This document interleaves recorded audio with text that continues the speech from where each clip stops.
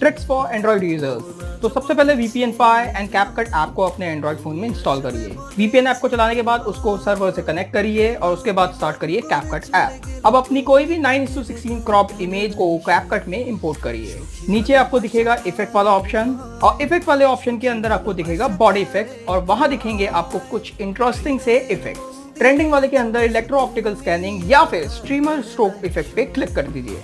Effect पे जैसे click करेंगे वहां पे आपको दिखेगा ऑप्शन और ऑप्शन में जाके आप इसका size, speed, background dark and lightning colour को भी चेंज कर सकते हैं। उसके बाद एक्सपोर्ट वाले ऑप्शन पे क्लिक करके 1080p 30 fps and bit rate high करके एक्सपोर्ट कर लीजिए। ऐसे और टिप्स एंड ट्रिक्स के लिए मुझे फॉलो करते रहिए इंस्टाग्राम एंड यूट्यूब पे।